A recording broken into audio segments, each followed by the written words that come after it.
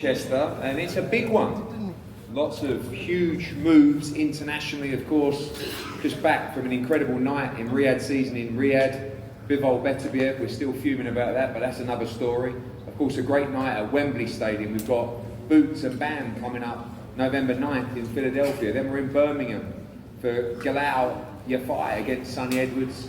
Then we're in Puerto Rico for Liam Paro against Richardson Hitchens. Then, of course, we're in Monaco, and then we finish the year back in Saudi. But this Saturday, we have a cracker for you, live at the Co-op Live, the first ever fight night at this incredible arena. All live, of course, at the home of boxing, live on DAZN around the world. The main event, one of the best fights available at £140. Jack Catterall, the third fight in his calendar year, headlining in Liverpool against Linares, headlining in Leeds against Josh Taylor, and now headlining against the ever dangerous former world champion Regis Prograis at the Co-op Live. It's a brilliant fight card, and in two segments of the press conferences we start and open up with the first segment. And I think so many young fighters that are going to be imperative to the growth and the future of boxing in this country. A massive opportunity right now for young fighters to emerge as superstars and move forward to big headline fights in the UK and of course worldwide as well. I think we'll start with a young man that's really impressed me. We gave him an opportunity, quite frankly, because we love his brother. And then all of a sudden I started watching this kid a little bit closely and thought, you know what, this kid can really fight.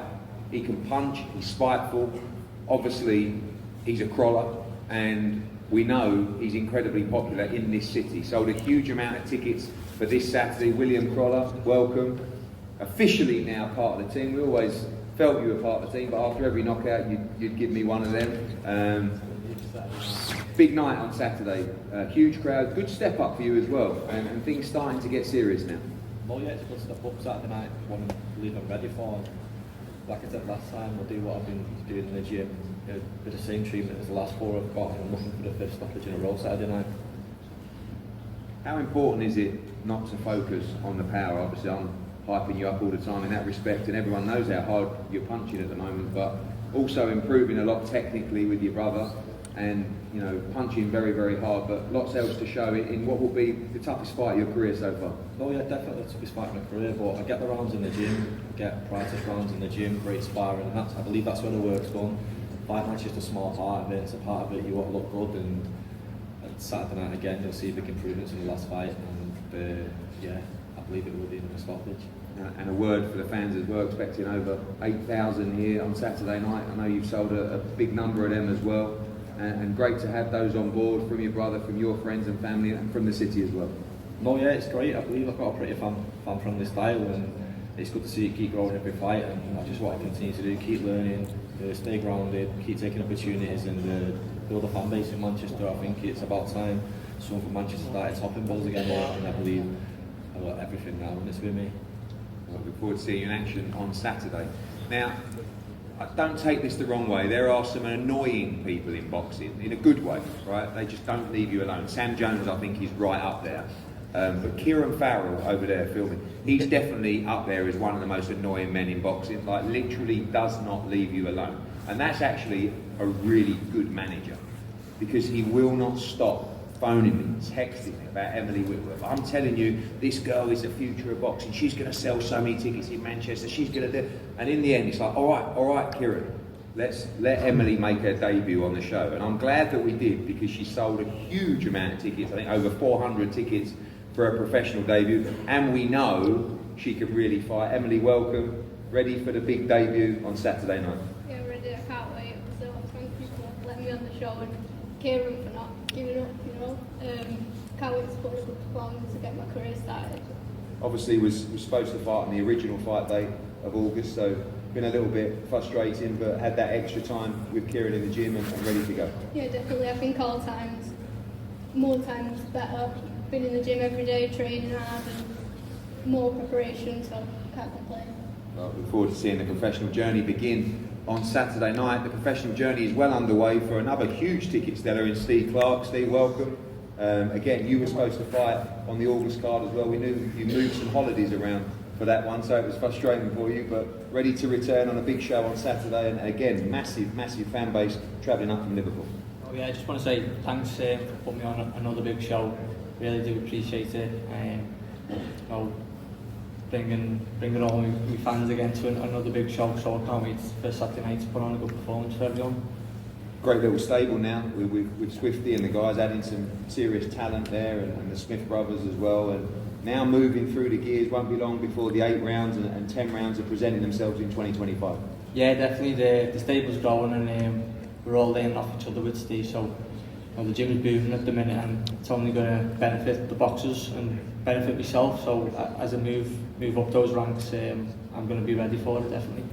I will ask you, just because I think it's one, obviously, for the future with your fan bases, but you know, the growth of the likes of George Liddard and particularly Jimmy Sains that you shared amateur experience with and 1-1 with him, those fights, potentially, as we move like over the next sort of 12 months or so, some massive fights domestically out there for you over that period of time. Yeah, definitely. There's loads of domestic fights out there at middleweight. You know, all the prospects in the country, there's loads of them. So, you know, when the time's right, I'll be ready for it. But I just got to keep my eyes on whoever I've got, my opponents at the moment, and then, you know, take it as it goes. Good to see you back on Saturday. A man that is in a very important fight on Saturday, and of course his brother is in a very important fight in Saudi Arabia on December 21st. The ever spiteful Joe McGrail. Joe, welcome back. Big fight for you on Saturday night. Obviously big fight for your brother coming up, but the gym's flying and ready for a big performance in Manchester. Yeah, definitely. As you said there, the gym's absolutely flying. Yeah, we're on a knockout streak at the moment, so I'll be looking to keep that going on Saturday. And yeah, biggest fight of our Peter's career as well. Yeah, he's gonna be taking heads off on the 21st of December. As I said, obviously a bit further down than some of the other prospects on this table as well, but domestic titles incoming for you pretty soon. Definitely, yeah. This is my last 8 round of this, and then it's on to 10 rounders after that. So yeah, I'm ready for titles now, to be honest. I look forward to seeing that, and of course Saturday night, a man who's back, who I see as a huge future in British boxing, is Junaid Bostan. Back 8 rounds in a tough fight against Meso Sumaravia as well. Meso, welcome firstly. Good to see you back in the UK. We have a translator for you here as well, don't worry, but a big opportunity for you on Saturday night against a tough opponent. Sí, en primer lugar, Michael, bienvenido aquí al Reino Unido. Sabemos que tienes un oponente bastante bueno el sábado, pero es una gran oportunidad para ti. Hola, buenas tardes, muy agradecido por la oportunidad al Marro. Saben que los argentinos somos muy competitivos y bueno, venimos a dejarlo todo, dar muy buenos espectáculos y bueno, acá estamos con lo mejor. So first I want to say thank you very much for the opportunity to Matchroom. You know that Argentinian fighters, when they come in, they're really competitive. We'll leave absolutely everything in there when we fight. And I'm here to put on a show, and we're here and we're ready. Junaid, kind of like a little bit of a tick over fight for you on Saturday, but also a pretty dangerous opponent. I saw this guy have a split draw with Diego Ramirez. Going to be game part of Williams Herrera's camp as well. And important to look good, not to slip up, but to keep momentum going as we look for the big fights. No, I'm going to lie, I don't know who Diego Ramirez is. I can't even say his name, no disrespect, but listen, out of 9 fights, I've got 8 wins, what a knockout, so I understand I can punch a little bit, but I meant to deal with my man, and that's what I'm going to do Saturday. Why do I move on to a big 2025? It's been a frustrating year, I've only boxed once. I was meant to box on the November 30th show. You do the math, there's a few reasons why I won't box on that show, so conveniently, I've got the Manchester show, I'm happy to box on this. I spent a lot of time in Manchester, I've got a lot of good memories here, and I'm looking to make some more good memories here. Come Saturday, we'll do a number and move on to a big 2025. I know that there was obviously the fight ordered with Ishmael Davis, and obviously he got the opportunity against Josh Kelly as well. Yeah. They're the kind of fights that you want in 2025. I have to be honest, I really want to make that fight still. I think you're 2 of the best 154 pounders in the country. You were at the early stages in your career. I know you would gain for that fight as well. But you see yourself in those kind of fights very soon. Well, a certain someone who says he manages Ish says the fight's not agreed. Last time I checked the circuit, it's agreed, so take it as you want. Who's telling the lie there? So, God willing, what will come will come. I can't speak ill of Ish, I never will. He's a good guy. He did very well against Josh. I know he's a better Ish than what performed on that Saturday. Obviously, I had 6 days' notice, but when it happens, it'll happen, and it'll be a good fight. I know you've got business to take care of Saturday, but you confident of that fight with Ishmael Davis? I'm confident with whoever you put me in with. That's the problem. I'm a little frustrated with it all, if I'm honest with you, but what will come, and God willing, I'll show that in the new year. But first of all, Saturday I'm going to deal with my man.